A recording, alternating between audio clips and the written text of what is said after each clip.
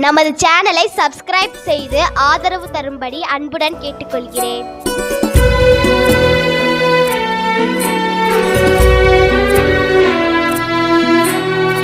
இப்போ நம்ம பார்க்க போகிற பட விமர்சனம் டிசி படத்தை ரெண்டு இயக்குநர்கள் சேர்ந்து எடுத்திருக்காங்க. ஒரு இயக்குனர் டைரக்டராகவும் ஒரு இயக்குனர் ஹீரோவாகவும் நடிக்கிறதுக்கான முடிவு பண்ணி எடுத்திருக்காங்க.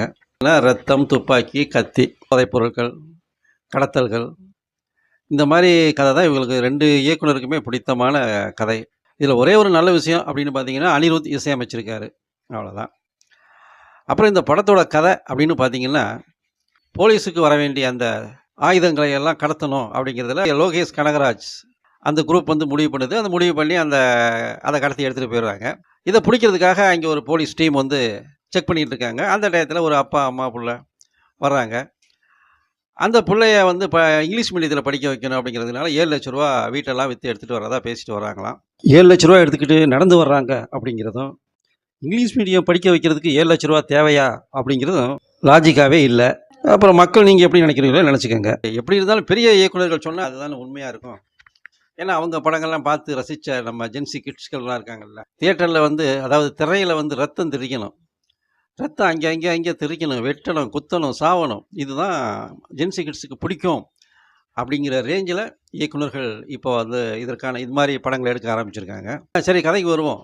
இந்த பணத்தை எடுத்துகிட்டு வந்த இந்த அப்பா அம்மாவை அந்த போலீஸ்காரங்க என்ன பண்ணாங்கன்னா வழிமறித்து கடைசியாக அந்த ஆம்பளையை கொண்டுடுறாங்க.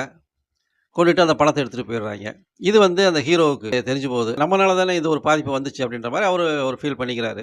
அதாவது ஹீரோ அந்த இமேஜினேஷன் வரணும்ல, அதுக்காக அந்த ஒரு சீனு. சரி, அந்த பணத்தை மீட்டு எப்படியாவது அவங்களுக்கு கொடுத்த அந்த பையனை இங்கிலீஷ் மீடியத்தில் படிக்க வச்சிடணும். லோகேஷ் கனகராஜ் என்ன பண்ணுறாருன்னா அதற்கான முயற்சியில் எடுக்கிறாரு. அப்படின்னு பார்த்தீங்கன்னா அதுதான் இல்லை. அவர் அப்படியே தண்ணி அடிக்கிறாரு, சிகரெட் குடிக்கிறாரு, அப்புறம் அப்படியே ஜாலியாக என்ஜாய் பண்ணுறாரு. ஒரு பாரில் ஒரு பொண்ணை சந்திக்கிறாரு. இவருடைய அந்த ஸ்டைலு, இவருடைய அந்த ஹேண்ட்ஸம் இதெல்லாம் பார்த்து அங்கே உள்ள ஒரு பொண்ணு மயங்கி இவரை காதலிக்க ஆரம்பிக்குது. அதுக்குள்ளேயும் யாரும் அந்த பொண்ணை கொலை பண்ணிடுறாங்க. உடனே இவர் அந்த தூக்கம் தாங்க முடியாமல் அப்படியே கிளம்பி போகிறாரு. அப்புறம் இன்னொரு இடத்துல ஒரு பொண்ணை சந்திக்கிறாரு, ஒரு ரெட் லைட் ஏரியாவில். இப்படி இந்த கதை போகுது. ஆரம்பத்தில் சொல்ல வந்தது அந்த பணத்தை மீட்டு பையனுக்கு கொடுக்கணுன்றது. கொடுத்தாங்களா கொடுக்கலையா அப்படிங்கிறது கதை. அதுக்கப்புறம் பார்த்தீங்கன்னா அப்படியே சீன் பை சீனு அப்படியே வெட்டு, குத்து, அடித்தடி, கலாட்டா அப்படி போயிட்டுருக்கு. படம் ஃபுல்லாகவே ரத்தம் தெரிக்குது. துப்பாக்கிகள், விதவிதமான துப்பாக்கிகள் வருது, கத்தி வருது, கப்படா வருது, அந்த அழுக்கு படைஞ்ச உடைகள், அழுக்கு படைஞ்ச அடியாட்கள், இந்த மாதிரிலாம் நிறைய வருது.